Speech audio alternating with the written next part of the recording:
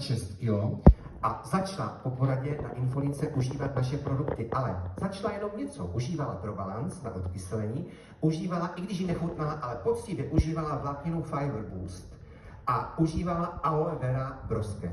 A jenom tyto 3 produkty vedly k tomu, a motivace samozřejmě chtít, pacientky, že z 96 kg zhubla na 89 kg, ale věřte nebo nevěřte, došlo k jedné věci, že cukrovka se tak významným způsobem zlepšila, jenom díky těm pár kilům, které šly dolů, a to je to, o čem jsem mluvil, že cukrovka je vylečitelná nebo léčitelná, že mohla vysadit inzulín. A dokonce se jí upravil i krevní tlak. Takže jestli nám to teďka řekněte vlastními slovy. Dobrý den. Tak moje cukrovka začala v roce 2016. Naměřili mi 44 hodnoty, nepustili mě už z postele, protože si mysleli, že to je nějaké divné číslo. Ptali se mě pořád na dialýzu. Samozřejmě na dialýze jsem nebyla, pak zjistili proč, mám 4 ledviny. No a řekli mi, co všechno budou dělat se mnou.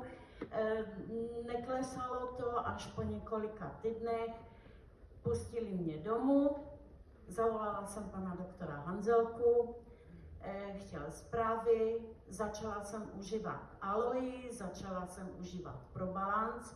Můžu vám říct, že Probalance mi trval měsíc, než jsem se pohnula z toho žlutého pásku dál. Nevěřila jsem tomu.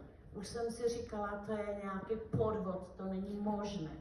Po 4 týdnech se to opravdu pohnulo. Začala jsem užívat ten Fiber Boost, který mi vůbec nechutná. No a časem jsem začala přidávat kolostrum, Aloe jsem pila, dneska i piju tak, že neodměřuju, piju ji jako čaj. Jo? Beru si kolostrum vždycky 2 měsíce, měsíc počkám, zase 2 měsíce beru už všechno. A tímto bych mu opravdu chtěla moc poděkovat, protože z inzulínu, kdy jsem si pichala 90 jednotek, nezůstalo nic. Děkujeme, ještě zůstaňte. Děkujeme Kristýnce.